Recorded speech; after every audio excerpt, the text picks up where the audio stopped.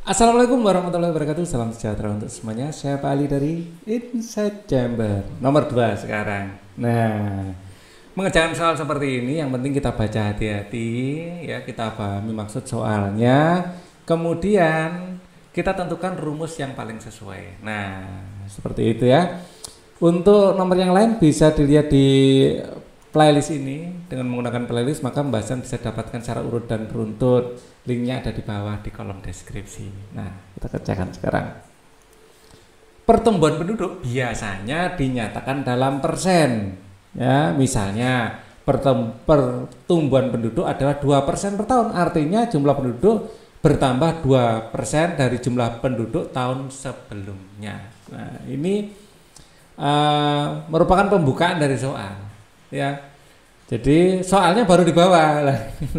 Jadi kita harus hati-hati ya memahami soal. Pertambahan penduduk menjadi 2 kali setiap 10 tahun. Nah, di sini T-nya adalah periodenya 10 tahun, ya kan? Dan R-nya itu adalah 2. Ya, menjadi 2 kali. Jumlah penduduk desa pada awalnya, jadi ini anggap saja populasi awal P0 ini adalah 500 orang. Berapakah jumlah penduduknya setelah 70 tahun? Di sini T-nya. Berarti N-nya adalah T kecil dibagi periodenya. T kecilnya di sini adalah 70 tahun, ya, periodenya setiap 10 tahun. Bagi 10, jadi N-nya adalah 7. Nah, jumlah penduduk desa pada awalnya 500 orang, berapakah jumlah penduduk ya apabila pertumbuhannya adalah 2,5%. Ya, ini biasa kita simbolkan P kecil, ya, kadang-kadang I, secara umum I lah. I itu sebenarnya kan interest ya, bunga. Ya, secara umum seperti ini. Kita simbolkan I. Dan ini dalam persen ya. Jadi nanti ini adalah 2,5 per 100. Ya, adalah 0,025. Itu 25 per 100.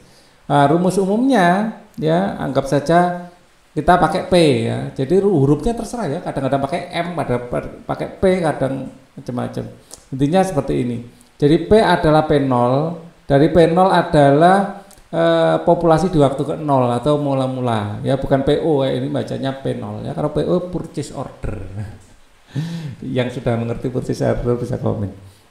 Itu bahasa dagang. Nah, dikali 1 plus I ya dipangkat N. Nah, karena di sini ada keterangan artinya jumlah penduduk bertambah 2% dari jumlah penduduk tahun sebelumnya. Jadi ini menunjukkan kayak bunga berbunga. Jadi yang dijadikan referensi bukan 500 orang ini, tetapi di tahun sebelumnya.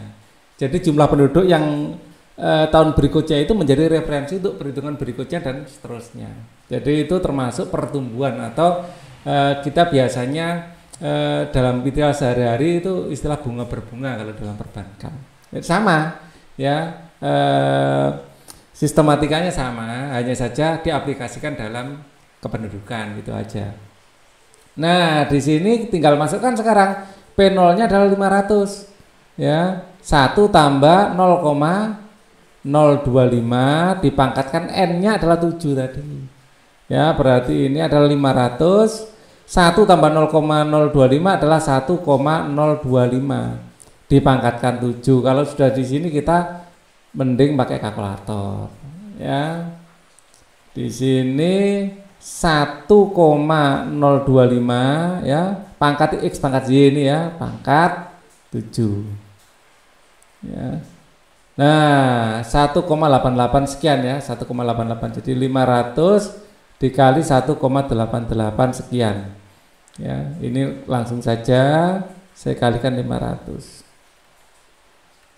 Nah, karena penduduk ini dalam awalnya orang ya, jadi penduduk jangan sampai koma ya. Kalau kita bulatkan pendekatannya 594 ya, karena di belakang koma angka 3 berarti dibulatkan ke bawah.